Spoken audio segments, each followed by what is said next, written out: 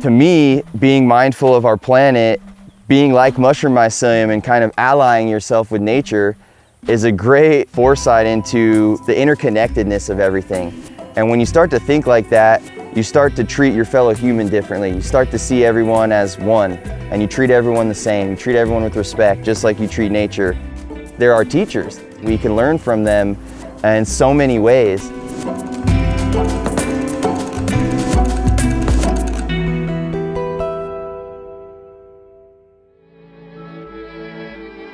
So my name is Brendan Linnane. I'm the owner-operator of Foggy Dew Fungi, a small-scale mushroom farm here in Newcastle, California. I was a horticulture student, just fascinated with plants, and I had a teacher who studied mycology. When we'd be out looking at, the landscapes, you'd see all these mushrooms everywhere, or you'd kick over a log and you'd see this white mycelium. And to me, I was just extremely fascinated by the lore of mushrooms in general, but then as a horticulture student, the role that fungi play not only in the environment, but as food and medicine. From there, part of my bedroom in San Francisco turned into a lab. I had these grow tents in the garage where I was just growing all sorts of oyster mushrooms on straw and laundry baskets and milk crates. And my roommates and my friends were like, these are beautiful. You could easily sell these to restaurants and chefs. And that's kind of how Foggy Dew Fungi came to be. So yeah, essentially this is our production area where we have our little Thor bagger here filled with soybean hulls and oak fuel pellets. These are unicorn grow bags that are biodegradable. So after we're done bagging up the substrate, we'll take all of our substrate blocks and load them into our steam sterilizer.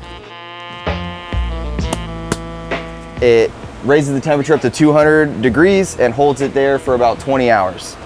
And then I'll basically pour a little bit of spawn into each bag, and they sit here on the racks to colonize, and then they'll go into the fruiting room to present the mushrooms to us. Our whole mindset going into this thing was keeping it simple. We don't use a lot of, heavy equipment, heavy machinery for efficiency. From spore to out the door, everything has a little process, and it does like a full circle. From how we source our substrates, trying to reclaim as much water as we can that gets used.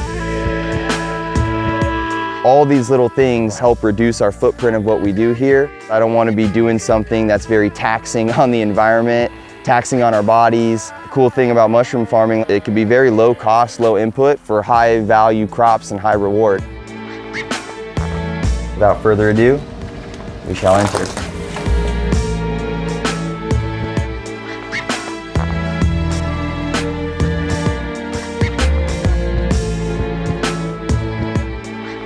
Look how cool that looks. And one of the most popular mushrooms right now that we grow is the lion's mane mushroom.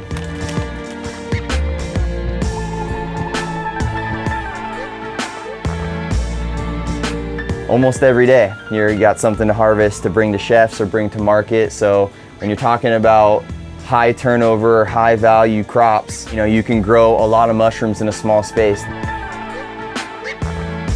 How's it going, everybody? This is Brendan with Foggy Dew Fungi, and today I'm going to show you how to grow oyster mushrooms using one of our oyster mushroom grow kits. Here at Foggy Dew, we offer some grow your own kits. I think growing your own food is probably one of the most radical things anyone could ever do. From a horticulture background, plants have what's called a shikimate pathway, and that's how they get minerals out of the ground and have vitamins and minerals in the fruit.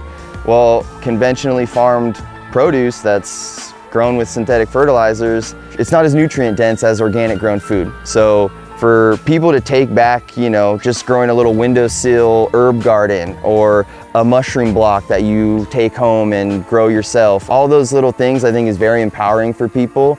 And to take back our food system from these conglomerates that have basically forced us to eat the food that's in the grocery store, that's probably one of the most hardcore punk rock things you could do, honestly.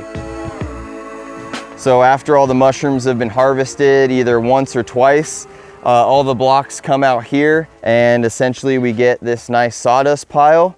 This stuff, a great garden amendment, and it's also what we use for half of our production for our lion's mane and our oyster mushrooms. It goes through the whole process again of the facility. So in the grand scheme of things, Not only is this saving you a lot of time and money, it's just a great kind of practice to get into, to be a little bit more regenerative, kind of reduce your footprint of your inputs needed to produce high value crops.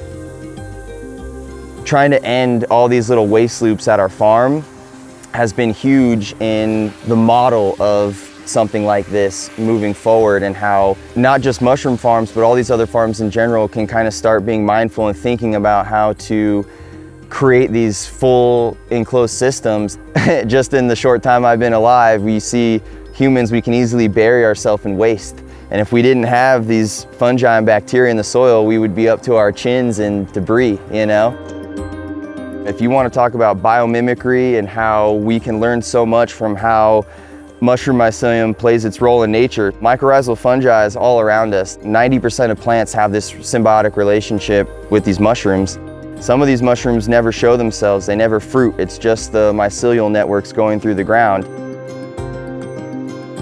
Being mindful of our planet, being like mushroom mycelium and kind of allying yourself with nature is a great foresight into the interconnectedness of everything.